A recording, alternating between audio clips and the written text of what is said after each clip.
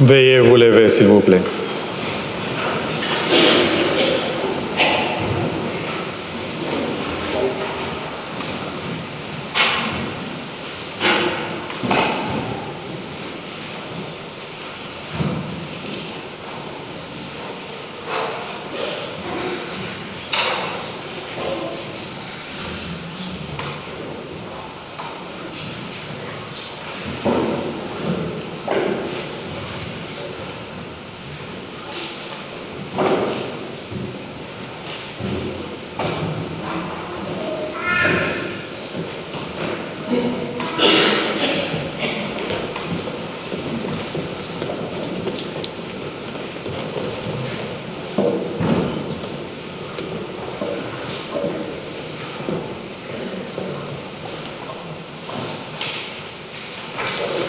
Flectamo genua.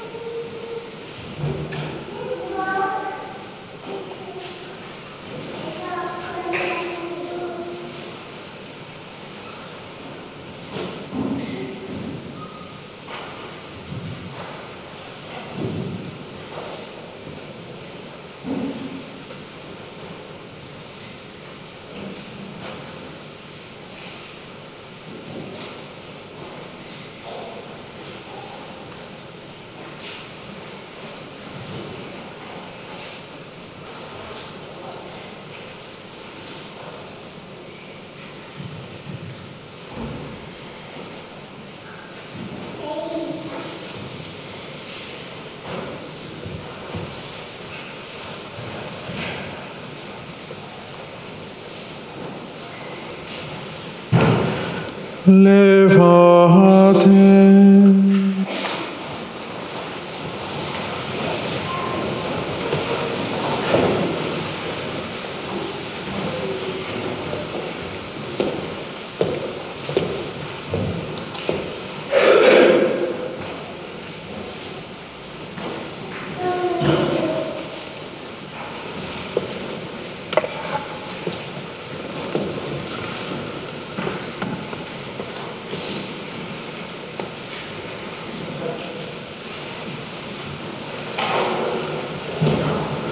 Seigneur Dieu, par la passion du Christ, ton Fils, notre Seigneur, tu as détruit la mort héritée du premier péché, elle qui tenait l'humanité sous sa loi.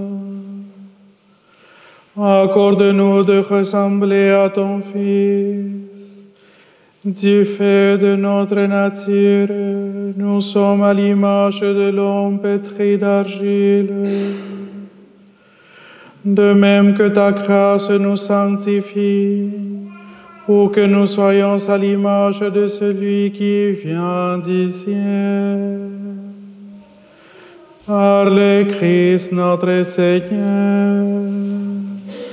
Amen.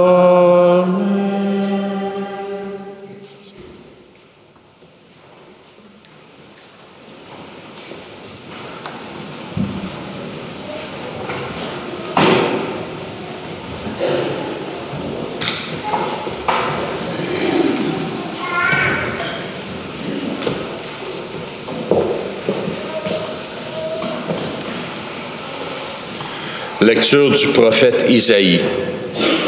Mon serviteur réussira, dit le Seigneur. Il montera, il s'élèvera, il sera exalté. La multitude avait été consternée en le voyant, car il était si défiguré qu'il ne ressemblait plus à un homme. Il n'avait plus d'apparence d'un fils d'homme. Il étonnera de même une multitude de nations. Devant lui, les rois resteront bouche bée, car ils verront ce que jamais on ne leur avait dit. Ils découvriront ce dont ils n'avaient jamais entendu parler. Qui aurait cru ce que nous avons entendu? Le bras puissant du Seigneur, à qui s'est-il révélé? Devant lui, le serviteur a poussé comme une plante chétive, une racine dans une terre aride.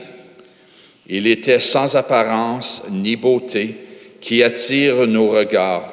Son aspect n'avait rien pour nous plaire.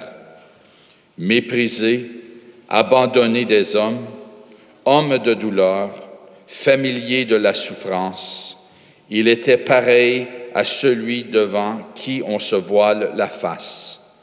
Et nous l'avons méprisé, compté pour rien. En fait, c'était nos souffrances qu'il portait, nos douleurs dont il était chargé.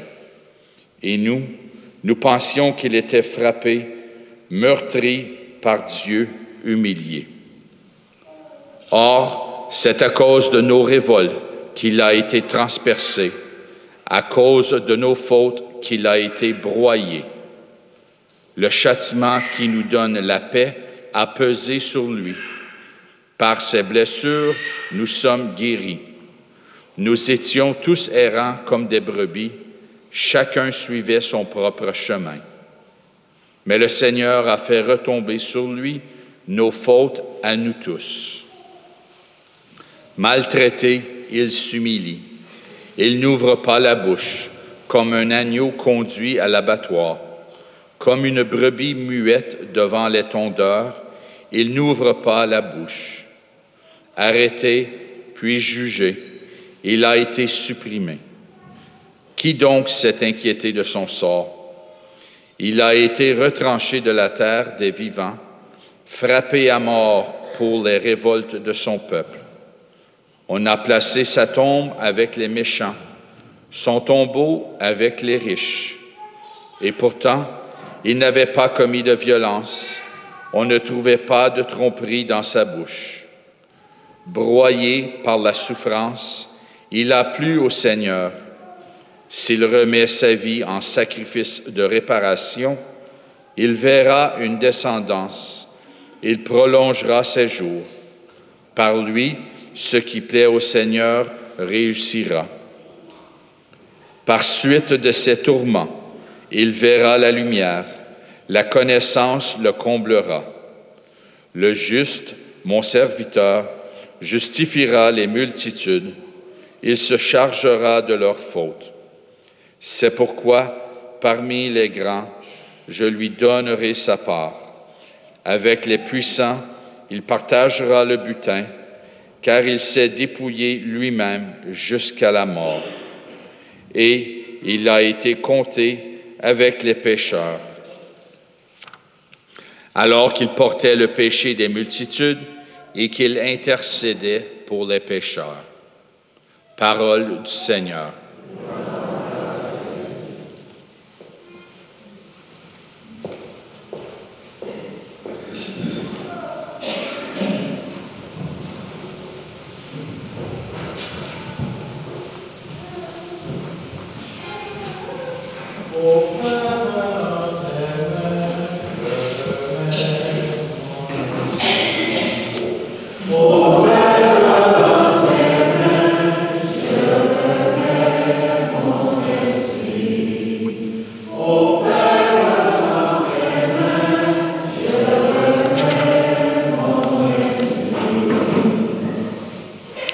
En toi, Seigneur, j'ai mon refuge.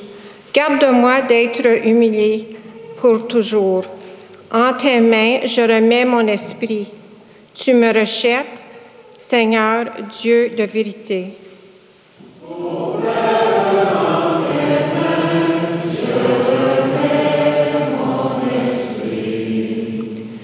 Je suis la risée de mes adversaires et même de mes voisins. Je fais peur à mes amis. Ils me voient dans la rue, ils me fuient.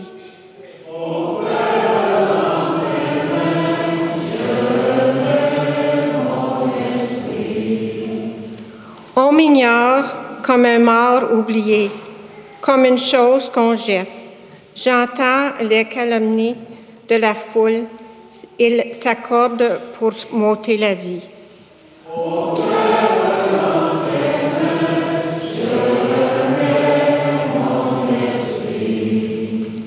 Moi, je suis sûre de toi, Seigneur. Je dis, tu es mon Dieu. Mes jours sont dans ta main. Délivre-moi des mains hostiles qu'ils s'acharnent.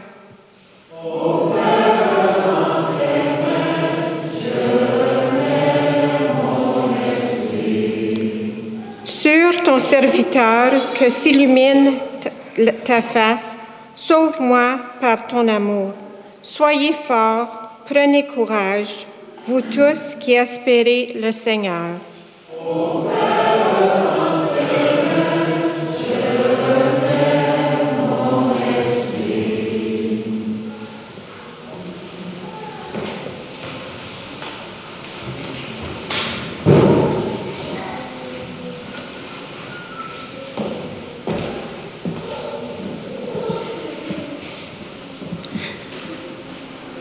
Lecture de la lettre aux Hébreux. Frères, en Jésus, le Fils de Dieu, nous avons vu le grand prêtre par excellence, celui qui a traversé les cieux. Tenons donc ferme l'affirmation de notre foi. En effet, nous n'avons pas un grand prêtre incapable de compatir à nos faiblesses, mais un grand prêtre éprouvé en toutes choses, à notre ressemblance, excepté le péché. Avançons-nous donc avec assurance vers le trône de la grâce pour obtenir miséricorde et recevoir en temps voulu la grâce de son secours. Le Christ, pendant les jours de sa vie dans la chair, offrit, avec un grand cri et dans les larmes, des prières et des supplications à Dieu qui pouvait le sauver de la mort, et il fut exaucé en raison de son grand respect. Bien qu'il soit le Fils, il a pris par ses souffrances l'obéissance et, conduit à sa perfection, il est devenu pour tous ceux qui lui obéissent la cause du salut éternel. Parole du Seigneur.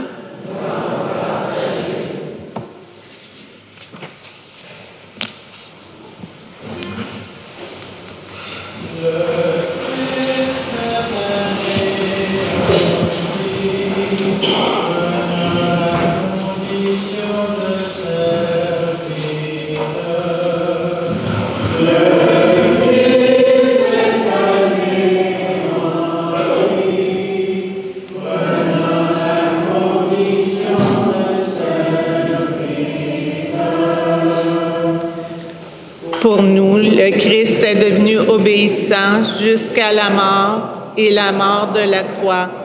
C'est pourquoi Dieu l'a exalté et l'a doté du nom qui est au-dessus de tout nom.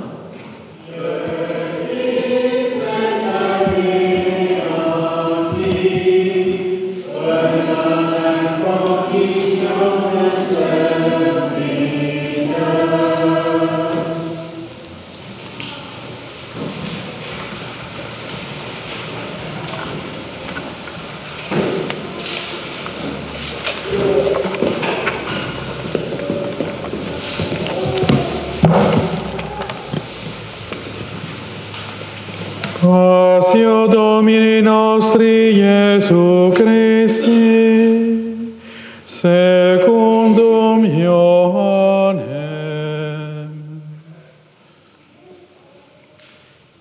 En ce temps-là, après le repas, Jésus sortit avec ses disciples et traversa le torrent du Cédron.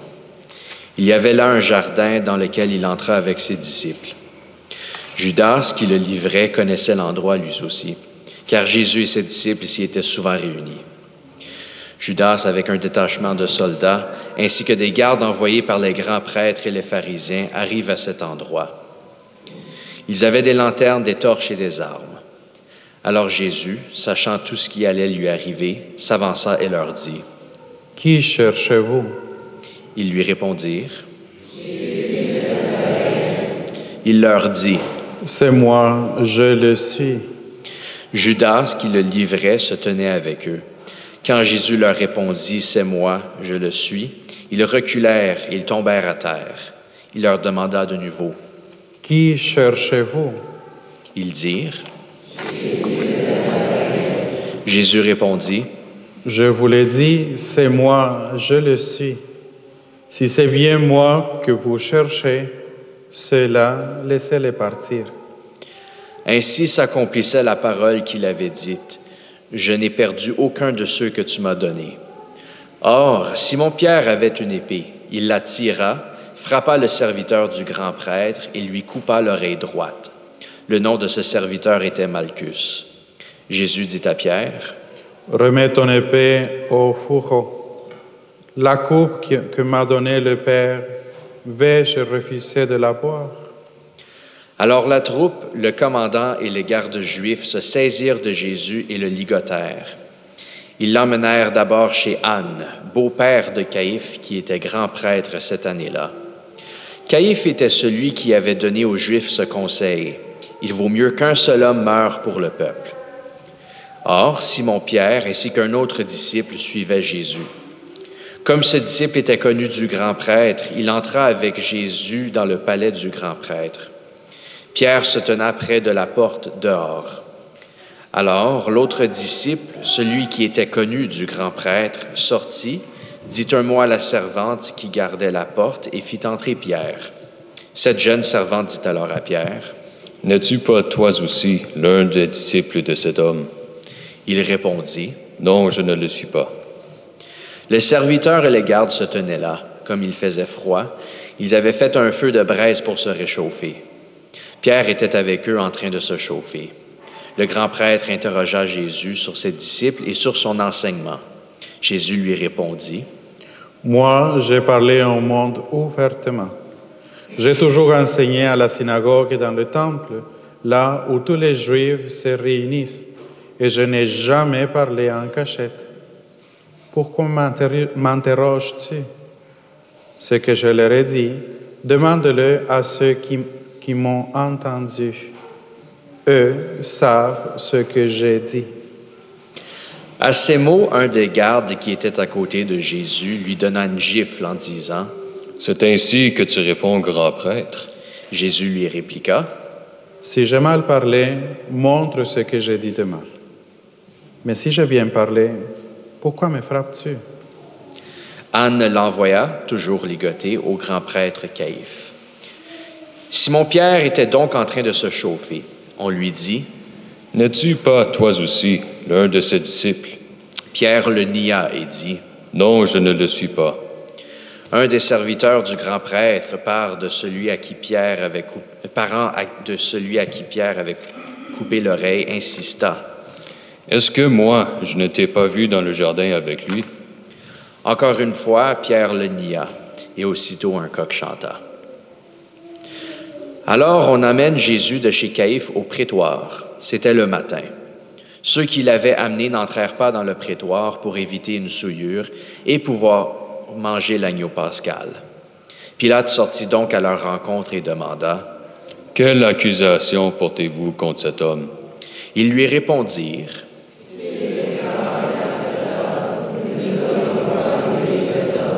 Pilate leur dit, « Prenez-le vous-même et jugez-le suivant votre loi. » Les Juifs lui dirent, Ainsi s'accomplissait la parole que Jésus avait dite pour signifier de quel genre de mort il allait mourir. Alors Pilate rentra dans le prétoire, il appela Jésus et lui dit, « Es-tu le roi des Juifs? » Jésus lui demanda, « Dis-tu cela de toi-même, ou bien d'autres te l'ont dit à mon sujet? » Pilate répondit, « Est-ce que je suis Juif, moi? Ta nation et les grands prêtres t'ont livré à moi. Qu'as-tu donc fait? » Jésus déclara, « Ma royauté n'est pas de ce monde. Si ma royauté était de ce monde, j'aurais des gardes qui se seraient battus pour que je ne sois pas livré aux Juifs. En fait, ma royauté n'est pas d'ici. » Pilate lui dit, « Alors, tu es roi? » Jésus répondit, « C'est toi-même qui dis que je suis roi. Moi, je suis né, je suis venu dans le monde pour ceci, rendre témoignage à la vérité. Quiconque appartient à la vérité écoute ma voix. » Pilate lui dit, « Qu'est-ce que la vérité? » Ayant dit cela, il sortit de nouveau à la rencontre des Juifs et il leur déclara, « Moi, je ne trouve en lui aucun motif de condamnation. Mais chez vous, c'est la coutume que je vous relâche quelqu'un pour la Pâque. Voulez-vous donc que je vous relâche le roi des Juifs? » Alors ils répliquèrent en criant, « Or, ce Barabbas était un bandit. » Alors Pilate fit saisir Jésus pour qu'il soit flagellé. Les soldats tressèrent avec des épines une couronne, qui lui posèrent sur la tête, puis qu'ils le revêtirent d'un manteau de pourpre. Ils s'avançaient vers lui et ils disaient, et ils le giflaient. Pilate de nouveau sortit dehors et leur dit, « Voyez, je vous l'amène dehors pour que vous sachiez que je ne trouve en lui aucun motif de condamnation. » Jésus donc sortit dehors, portant la couronne d'épines et le manteau de pourpre. Et Pilate leur déclara, « Voici l'homme. » Quand ils le virent, les grands prêtres et les gardes se mirent à crier. Pilate leur dit, « Prenez-le vous-même et crucifiez-le. Moi, je ne trouve en lui aucun motif de condamnation. » Ils lui répondirent,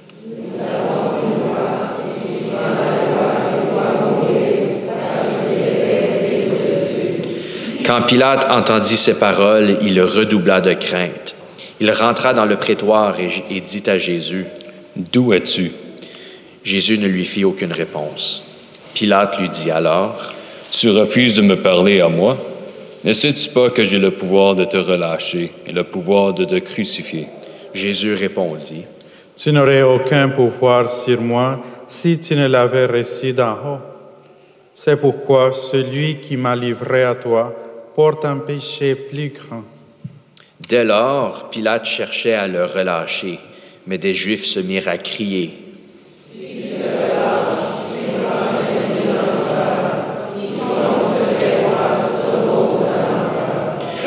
En entendant ces paroles, Pilate amena Jésus au dehors. Il le fit asseoir sur une estrade, au lieu dit le dallage, en hébreu Gabata. C'était le jour de la préparation de la Pâque, vers la 6e heure, environ midi. Pilate dit aux Juifs, « Voici votre roi. » Alors ils crièrent. Pilate leur dit, « Vais-je crucifier votre roi? » Les grands prêtres répondirent.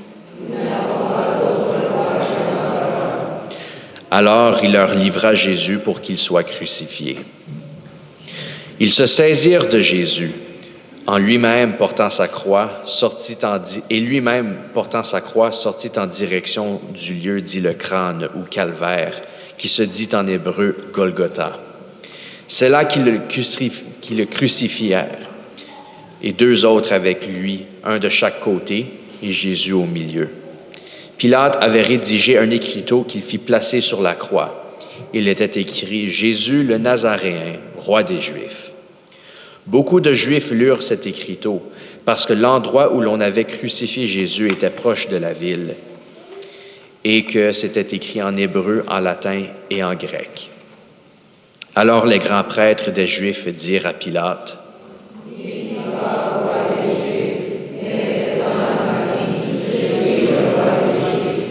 Pilate répondit, « Ce que j'ai écrit, je l'ai écrit. » Quand les soldats eurent crucifié Jésus, ils prirent ses habits. Ils en firent 4 parts, une pour chaque soldat. Ils prirent aussi la tunique. C'était une tunique sans couture, tissée toute d'une pièce de haut en bas. Alors ils se dirent entre eux, « Ne la déchirons pas, désignons par le sort celui qui l'aura. » Ainsi s'accomplissait la parole de l'Écriture.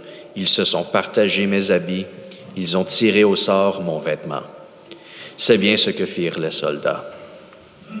Or, près de la croix de Jésus se tenait sa mère et la sœur de sa mère, Marie, femme de Cléophas, et Marie-Madeleine. Jésus, voyant sa mère et près d'elle le disciple qui l'aimait, dit à sa mère, « Femme, voici ton fils. » Puis il dit au disciple, « Voici ta mère. » Et à partir de cette heure-là, le disciple l'a pris chez lui. Après cela, sachant que tout désormais était achevé, pour que l'Écriture s'accomplisse jusqu'au bout, Jésus dit, « J'ai soif. » Il y avait là un récipient plein d'une boisson vinaigrée. On fixa donc une éponge remplie de ce vinaigre à une branche d'hysope, et on l'approcha de sa bouche. Quand il eut pris le vinaigre, Jésus dit, « Tout est accompli. » Puis, inclinant la tête, il remit l'esprit. Lectamo genua.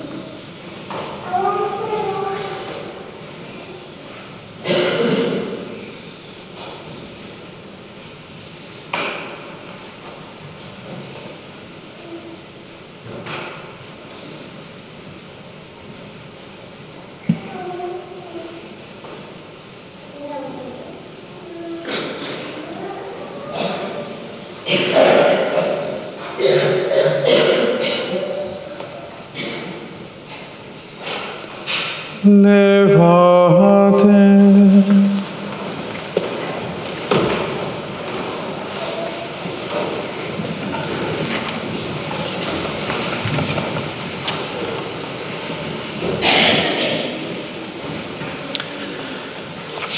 Comme c'était le jour de la préparation, c'est-à-dire le vendredi, il ne fallait pas laisser les corps en croix durant le sabbat, d'autant plus que ce sabbat était le grand jour de la Pâque. Aussi, les Juifs demandèrent à Pilate qu'on enlève les corps, après leur avoir brisé les jambes. Les soldats allèrent donc briser les jambes du premier, puis de l'autre homme crucifié avec Jésus. Quand ils arrivèrent à Jésus, voyant qu'il était déjà mort, ils ne lui brisèrent pas les jambes.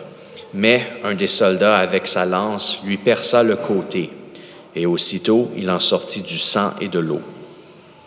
Celui qui a vu rend témoignage, et son témoignage est véridique. Et celui-là sait qu'il dit vrai, afin que vous aussi vous croiriez. Cela, en effet, arriva pour que s'accomplisse l'Écriture. Aucun de ces os ne sera brisé. Un autre passage de l'Écriture dit encore, « Ils lèveront les yeux vers celui qu'ils ont transpercé. » Après cela, Joseph d'Arimathie, qui était disciple de Jésus, mais en secret par crainte des Juifs, demanda à Pilate de pouvoir enlever le corps de Jésus. Et Pilate le permit. Joseph vint donc enlever le corps de Jésus. Nicodème, celui qui, au début, était venu trouver Jésus pendant la nuit, vint lui aussi. Il apportait un mélange de myrrhe et d'aloès, pesant environ 100 livres. Ils prirent donc le corps de Jésus, qu'ils lièrent de linge, en employant les aromates selon la coutume juive d'ensevelir les morts. À l'endroit où Jésus avait été crucifié, il y avait un jardin, et dans ce jardin un tombeau neuf, dans lequel on n'avait encore déposé personne. À cause de la préparation de la Pâque juive, et comme ce tombeau était proche, c'est là qu'ils déposèrent Jésus. Acclamons la parole de Dieu.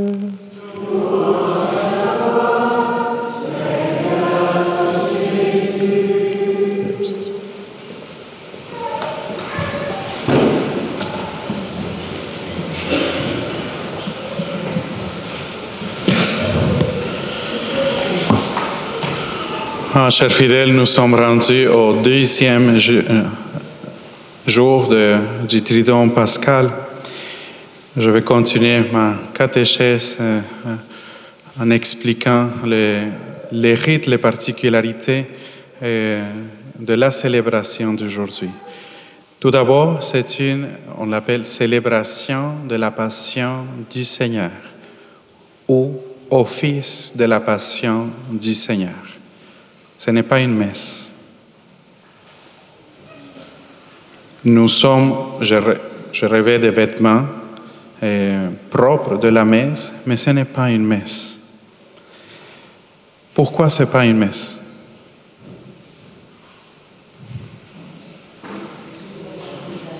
Pardon? Oui, il est mort. Hier, on a célébré la dernière scène. Oui, aujourd'hui, il est décédé. On l'a crucifié à l'heure tierce, c'est-à-dire vers 9 heures, et il est décédé à l'heure à 3 heures. Ce que je voulais dire, c'est que ce qui fait que ce soit une messe, c'est le sacrifice qu'il fait à l'autel, c'est-à-dire par la consécration du pain et du vin, c'est ce qui fait le saint sacrifice de la messe. Vous comprenez? Nous n'avons pas ça aujourd'hui.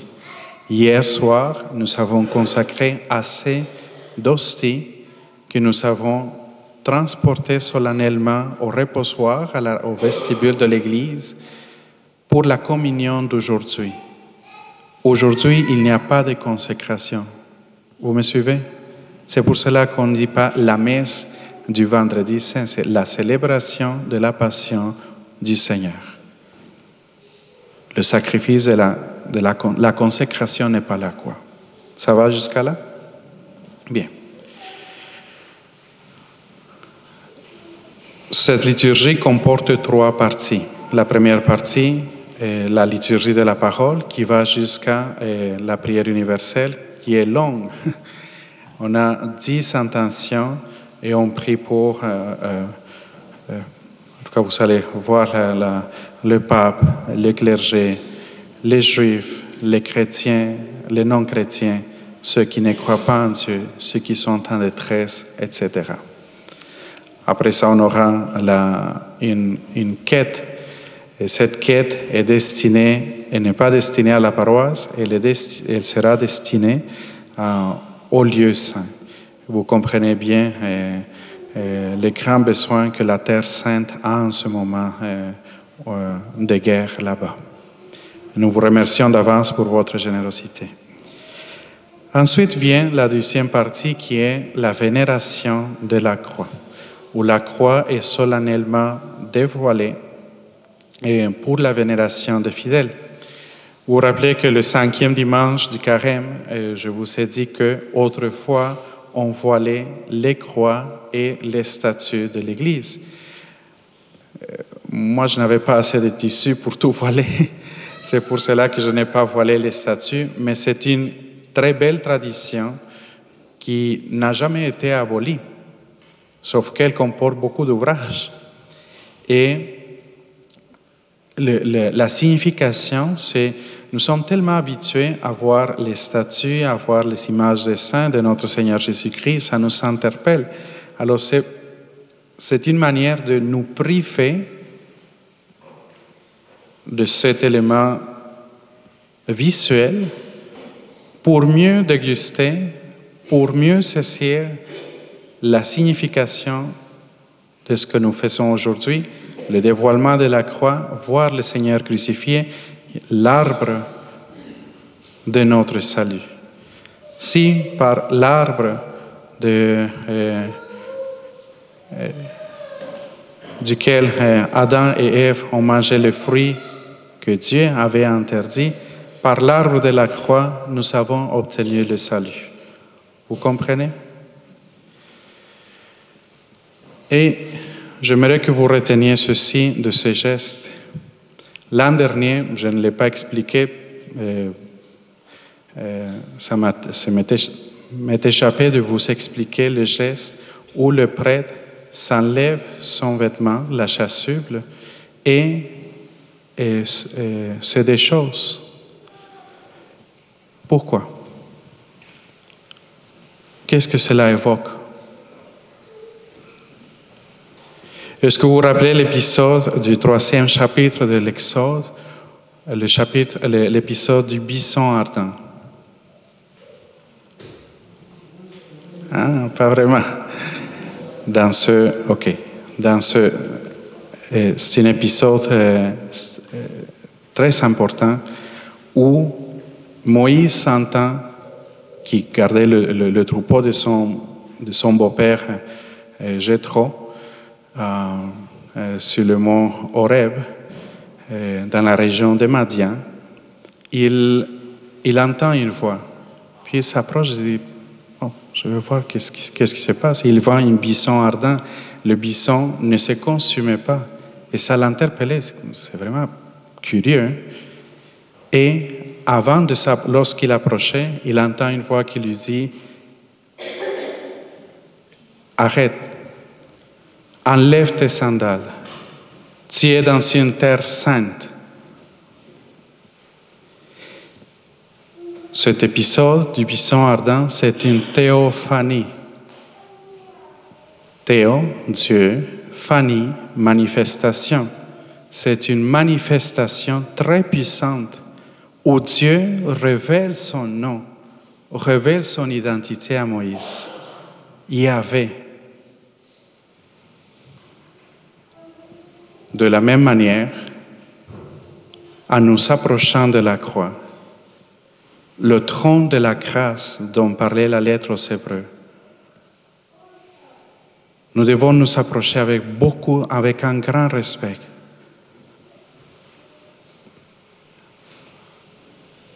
C'est par cet arbre que nous avons obtenu le salut, la rédemption. Par ces blessures, nous sommes guéris. Vous me suivez? Après l'adoration, la vénération de la croix, qu'on ne la fera pas individuellement. Vous pourrez le faire individuellement à la fin de la célébration, mais à un moment donné, je vais vous inviter à vous mettre tous et toutes à genoux pour ensemble vénérer la croix. Ensuite vient la troisième partie qui est la Sainte Communion. Et comme je vous ai dit hier, c'est assez récent. Avant, il n'y avait pas du tout de communion. C'était un véritable jeûne eucharistique. On se privait de recevoir le Saint-Sacrement pour une journée entière ou 2 jours, afin de mieux saisir, de mieux déguster cette grâce que nous avons d'être nourris du corps et du sang du Seigneur. Mais cela a changé, et puis c'est pour cela que le soir du Jeudi Saint, on consacre à cette hostie pour demain. Cependant, le Saint-Sacrement ne revient pas au tabernacle. Vous voyez que le tabernacle est vide, toutes les lumières sont fermées.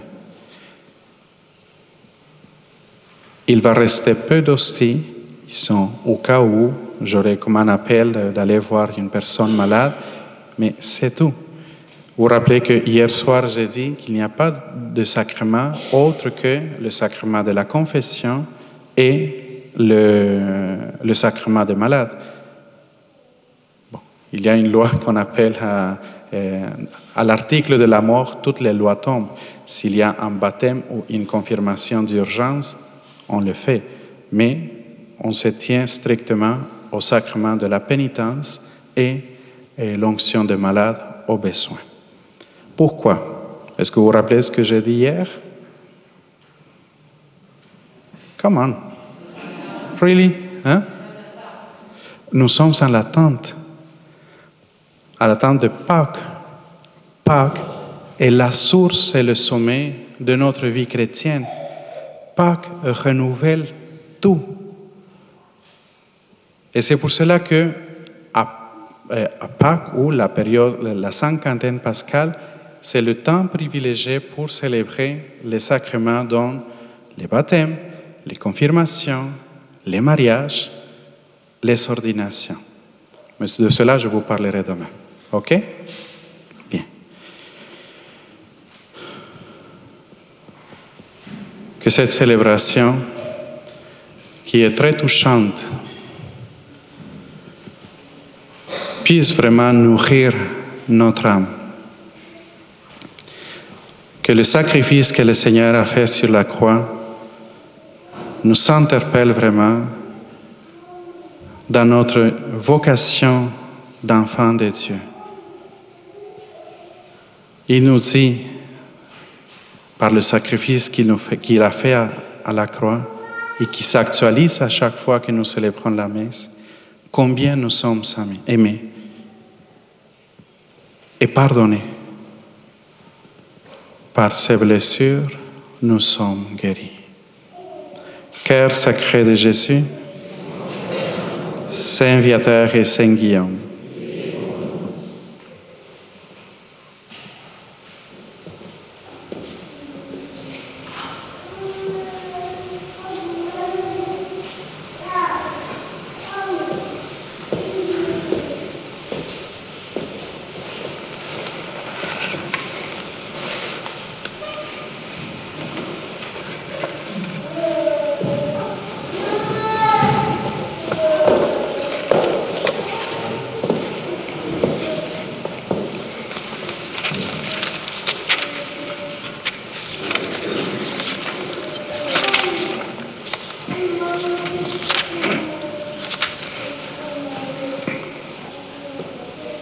veuillez vous lever s'il vous plaît.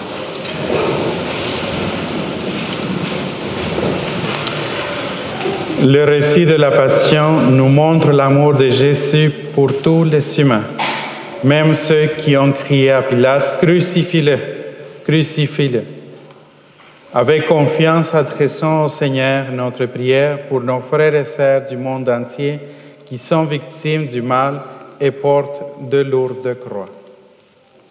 Pour la Sainte Église, prions, frères et sœurs bien-aimés, pour la Sainte Église de Dieu, que notre Dieu et Seigneur lui donne la paix, la rassemble dans l'unité et la garde par toute la terre, qu'il nous accorde une vie calme et paisible pour glorifier Dieu, le Père Tout-Puissant.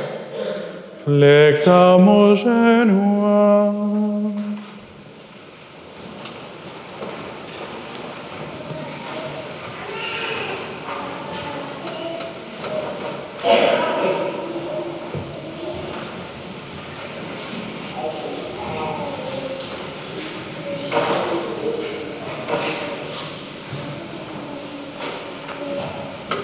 Levate, Dieu éternel et tout-puissant, dans le Christ, tu as révélé ta gloire à tous les peuples.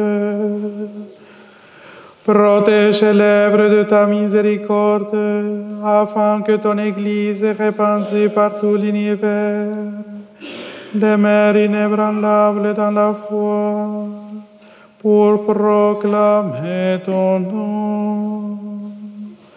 Par le Christ notre Seigneur. Amen. Pour le pape, prions pour notre Saint-Père le pape François, choisi par Dieu notre Seigneur dans le collège des évêques, qu'il le garde saint et sauf au service de son Église, pour gouverner le peuple saint de Dieu. Lectamo genua.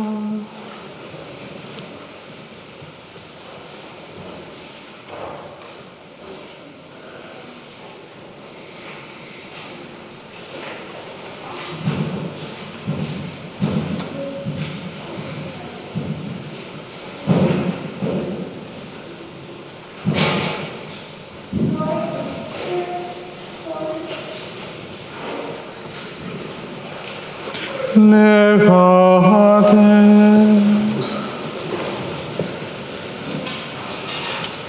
Dieu éternel et tout-puissant, dont la sagesse organise toutes choses, écoute en ta bonté notre prière. Protège avec amour l'évêque de Rome que tu nous as choisi, afin que sous la conduite de ce pasteur suprême, le peuple chrétien que tu gouvernes progresse toujours dans la foi. Par le Christ notre Seigneur.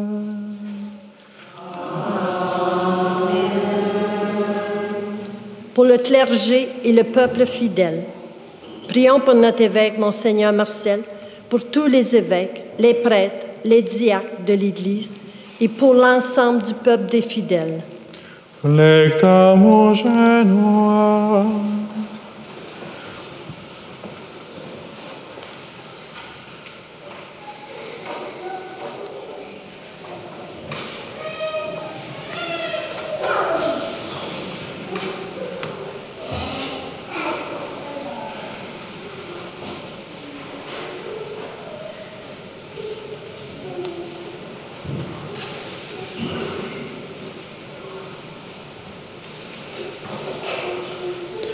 Levate.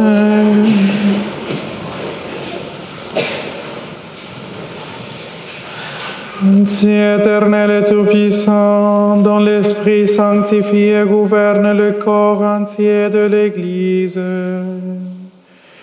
exauce les prières que nous t'adressons pour tes ministres, afin que par le don de ta grâce, ton peuple te serve avec fidélité. Par le Christ notre Seigneur. Amen. Pour les catéchumènes, prions pour les catéchumènes, que Dieu notre Seigneur ouvre leur cœur à sa parole et les accueille dans sa miséricorde. Après avoir reçu le pardon de tous leurs péchés par le bain de la naissance nouvelle, qu'ils soient reconnus comme appartenant au Christ, Jésus notre Seigneur. Lectamus genua.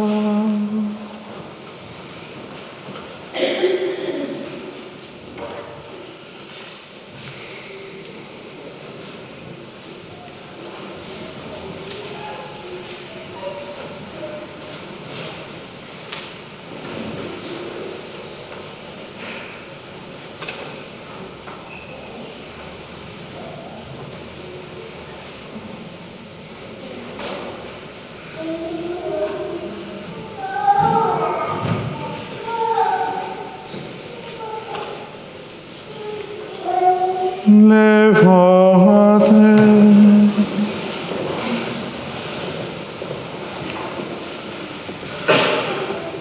Dieu éternel et tout-puissant, toi qui assures la fécondité de ton Église, en lui donnant toujours de nouveaux enfants, augmente en nos catéchumènes la foi et l'intelligence de la foi, qui renaissent à la source du baptême et prennent place parmi tes enfants d'adoption. Par le Christ notre Seigneur.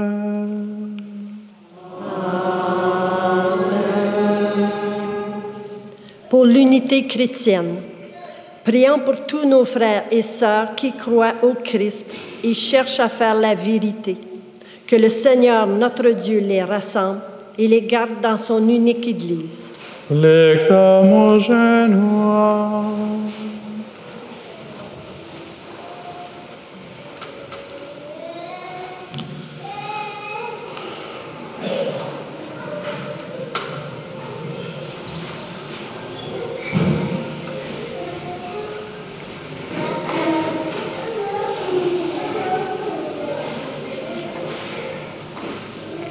Levate.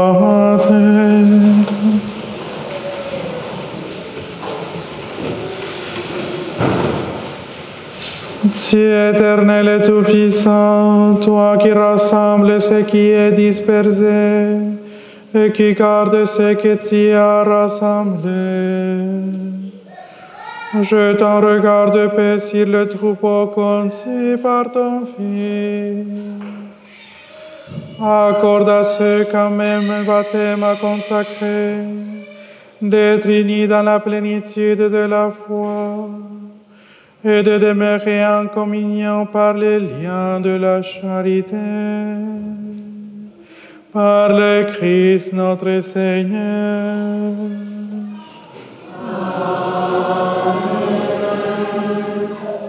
Pour les Juifs, prions pour les Juifs à qui le Seigneur notre Dieu a parlé en premier, qu'il leur donne de progresser dans l'amour.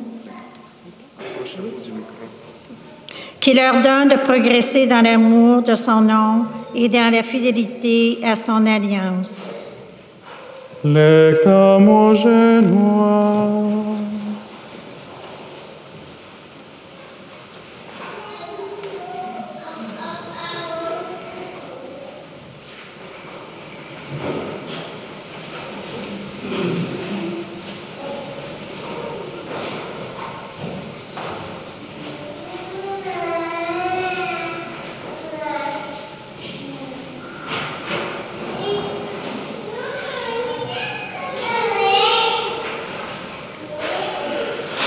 Levate.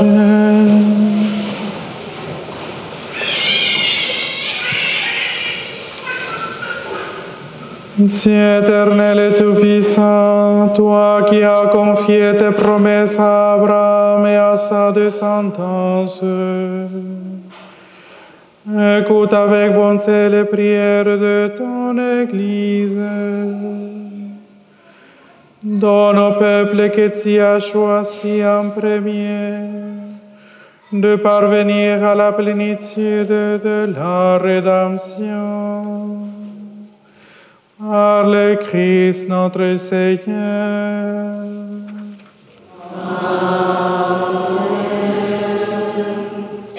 Pour ceux et celles qui ne croient pas en Jésus-Christ, prions pour ceux qui ne croient pas au Christ. Demandons qu'à la lumière de l'Esprit Saint, ils puissent s'engager, eux aussi, sur le chemin du salut. Flectam au genoux.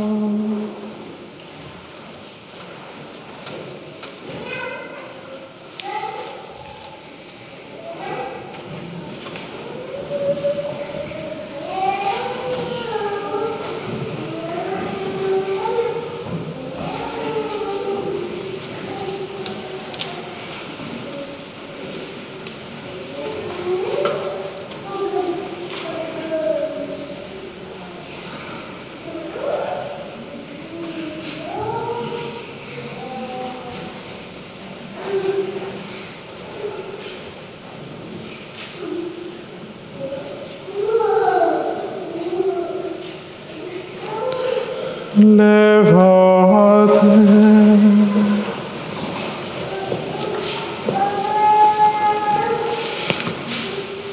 Dieu éternel et tout-puissant, donne à ceux qui ne reconnaissent pas le Christ de marcher en ta présence d'un cœur sincère, afin de découvrir la vérité. Et donne-nous de progresser sans cesse dans l'amour mutuel, attentive à percevoir plus pleinement les mystères de ta vie, pour être dans le monde des témoins plus parfaits de ton amour. Par le Christ notre Seigneur.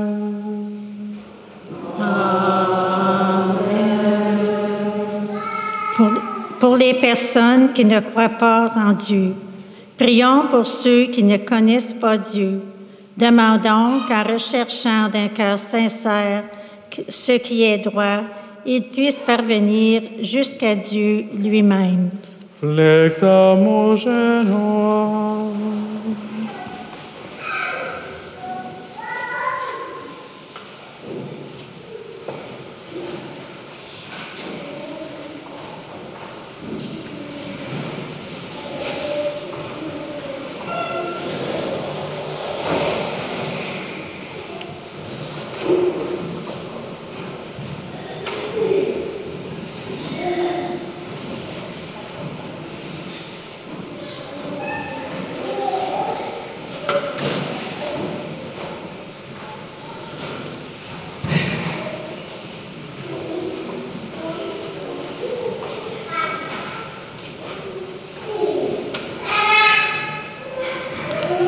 Lève-toi.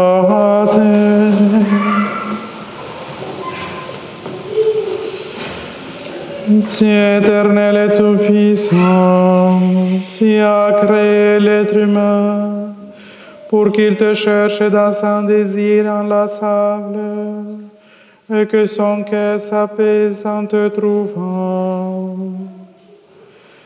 Nous t'en prions, fais que tous, au milieu des difficultés qui leur font obstacle, discernent les signes de ta tendresse et perçoivent le témoignage des œuvres bonnes de ceux qui croient en toi,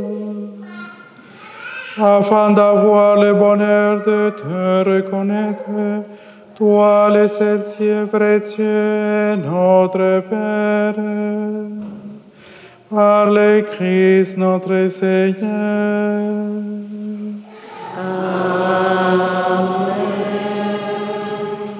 Pour les pouvoirs publics, prions pour les chefs d'État et tous les responsables des affaires publiques, que le Seigneur notre Dieu dirige leur esprit et leur cœur selon sa volonté pour la paix véritable et la liberté de tous. Lectamo genua.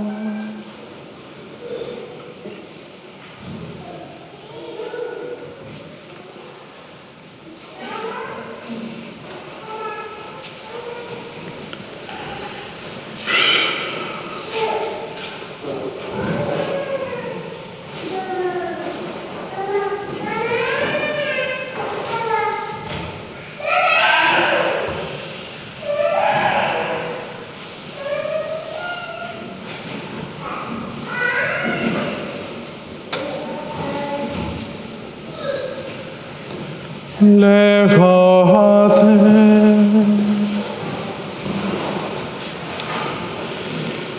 Dieu éternel et tout-puissant, le cœur humain et les droits des peuples sont dans ta main. Regarde avec bienveillance ceux qui exercent le pouvoir sur nous. Que par ta grâce s'affermisse partout sur la terre la sécurité, la paix, la prospérité des nations et la liberté religieuse. Par le Christ notre Seigneur. Amen. Pour ceux et celles qui sont dans l'épreuve, frères et sœurs bien-aimés, prions Dieu le Père Tout-Puissant pour qu'il purifie le monde de toute erreur, chasse les maladies et repousse la famine, ouvre les prisons et brise les chaînes, protège ceux qui voyagent, ramène chez eux les exilés, donne la force aux malades et aux mourants, accorde le salut. Lectamo genua.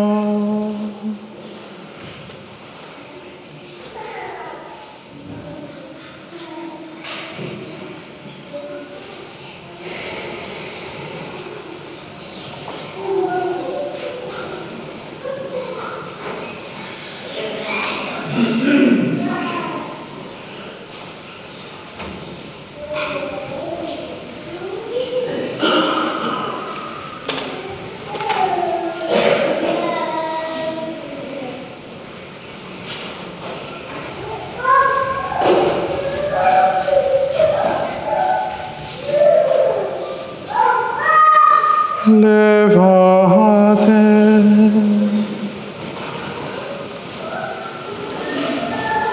Dieu éternel et tout-puissant, consolation des affligés, force de ceux qui peinent, entends les prières de ceux qui crient vers toi, quelle que soit leur souffrance. Que tous aient la joie de trouver dans leur détresse le secours de ta miséricorde. Par le Christ notre Seigneur. Amen. Veuillez vous asseoir. Nous allons maintenant recueillir vos offrandes que l'archidiocèse va envoyer à la Terre Sainte et nous vous remercions d'avance pour votre générosité. On le fait en silence, s'il vous plaît.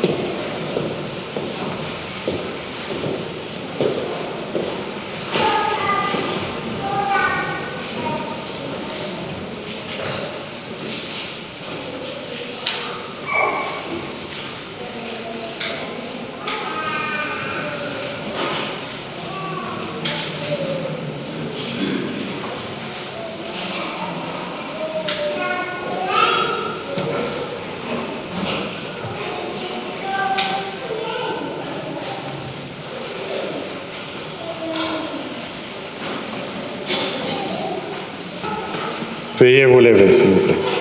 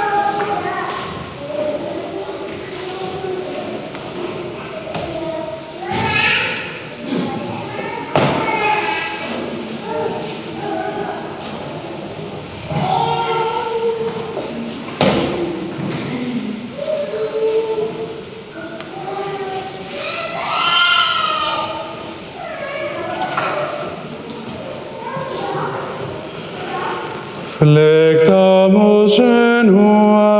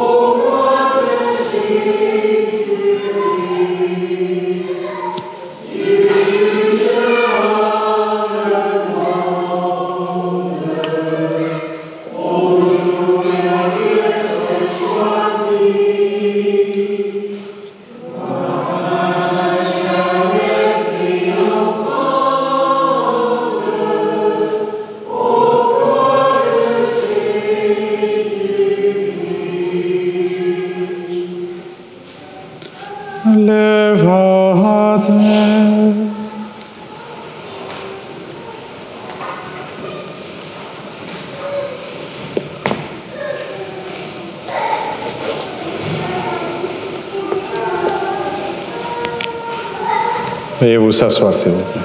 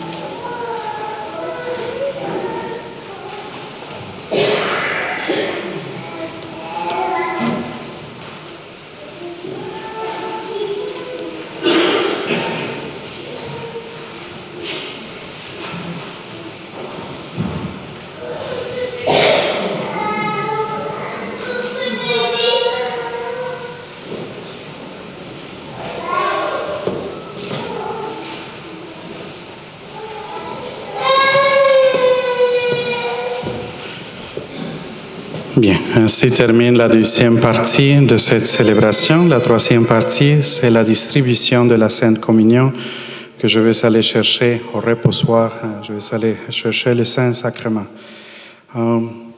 Une autre particularité de ce jour, c'est que le vendredi saint, devant la croix, on fait une génuflexion. Ce geste qui est normalement réservé au Saint-Sacrement, aujourd'hui, on le fait aussi à la croix. Comme je l'ai déjà dit, l'arbre de la vie, la croix glorieuse par qui notre Seigneur nous a obtenu le salut. À la fin de la messe, on va descendre la croix que vous allez pouvoir vénérer individuellement. Mais maintenant, nous allons procéder à la distribution de la Sainte Communion et je vous prie encore de bien vouloir garder le silence et le recueillement.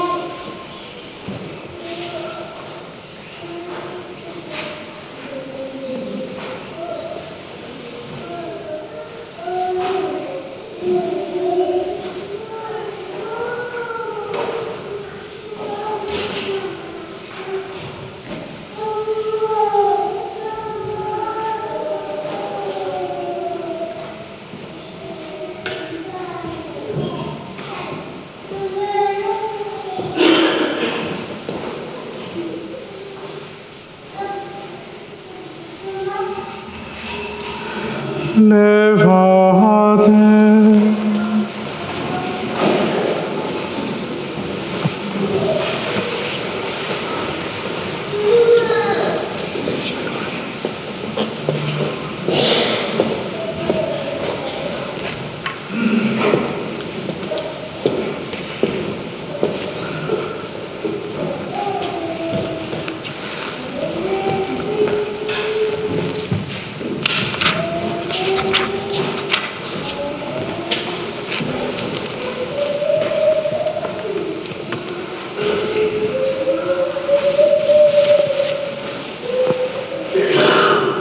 Comme nous l'avons appris du Sauveur, selon son commandement, nous osons dire: Notre Père qui es aux cieux, que ton nom soit sanctifié, que ton règne vienne, que ta volonté soit faite sur la terre comme au ciel. Donne-nous aujourd'hui notre pain de ce jour.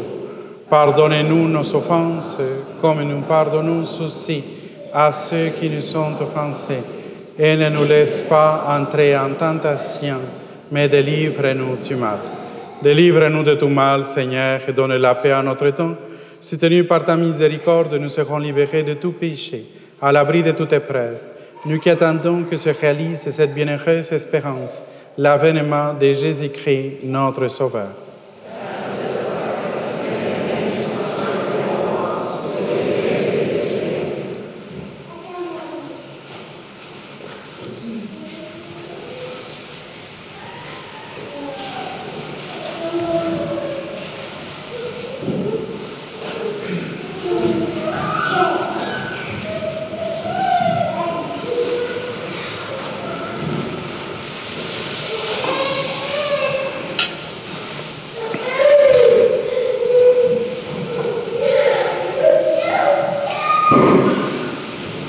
Voici l'agneau de Dieu, voici celui qui enlève les péchés du monde.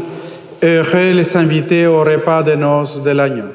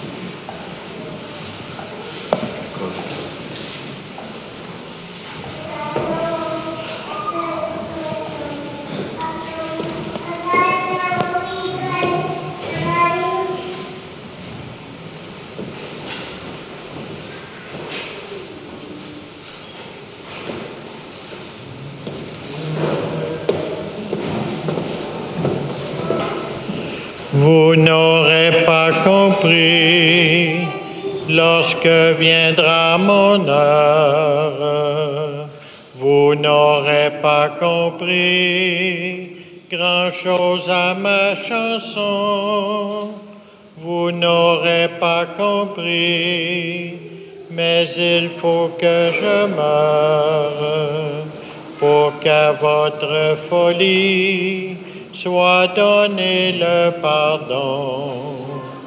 Vous n'aurez pas compris, vous fermerez vos portes, vous fermerez vos cœurs au soleil de l'amour, et vous vous en irez, lamentable cohorte, vers d'autres horizons qui reculent toujours. Oh, Gethsemane, oh, la lune danse dans les arbres. Oh, Gethsemane, oh, le vieux pressoir est plein de fruits. Vous n'aurez pas compris la beauté du message que je vous apportais en frémissant de joie. Vous n'aurez pas compris, vous croirez être sage, en clouant la sagesse au gibet de la croix. Et vous profanerez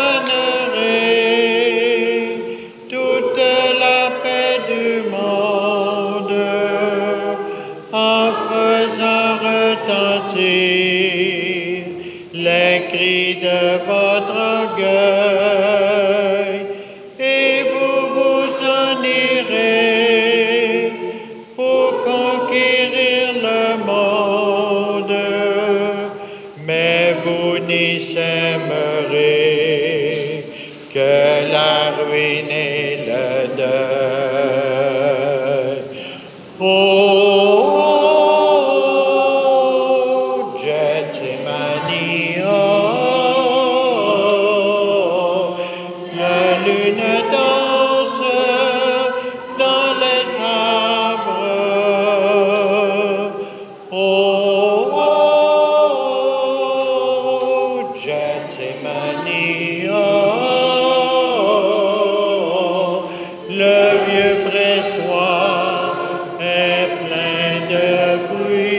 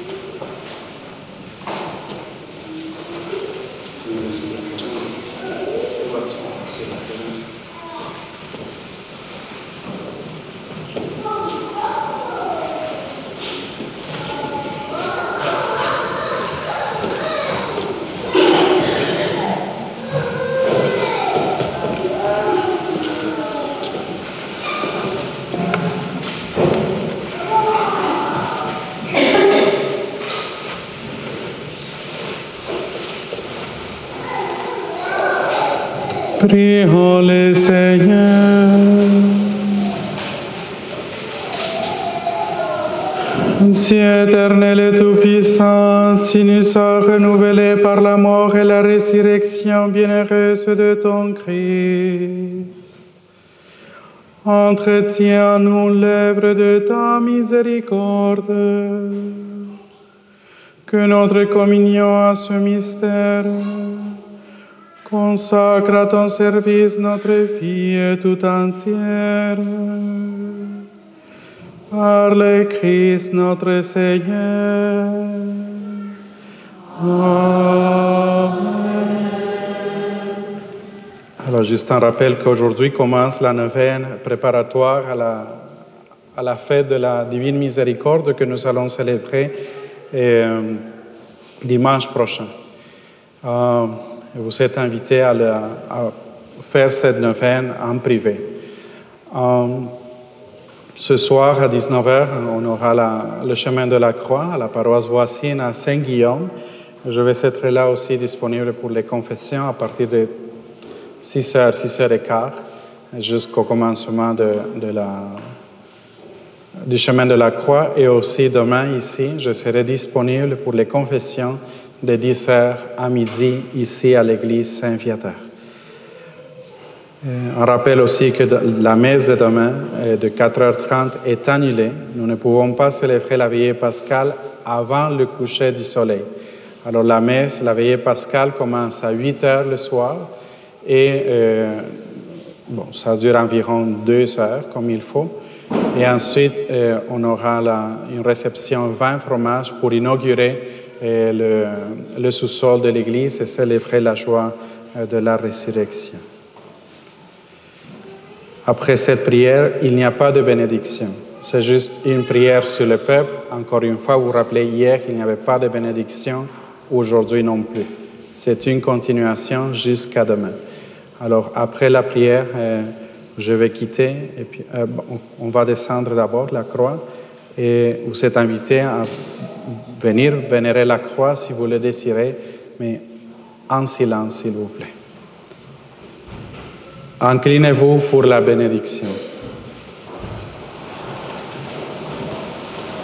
Que ta bénédiction, nous t'en prions, Seigneur, descende en abondance sur ton peuple, qui a célébré la mort de ton Fils, dans l'espérance de sa propre résurrection. Accorde-lui pardon et réconfort, augmente sa foi. Assure son éternelle rédemption. Par le Christ notre Seigneur. Amen.